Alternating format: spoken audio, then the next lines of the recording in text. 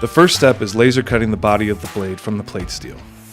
The sheet of alloy steel is loaded in the machine and the laser cuts the bore and the teeth.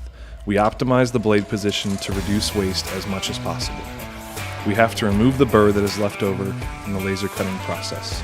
After the plate is complete, we attach the teeth to the blade. Individual carbides are loaded into the feeder and guided to the plate. Using braze alloy, we induction heat the tips individually to attach them to the plate steel. The machines braze the teeth like you tighten lug nuts on a car.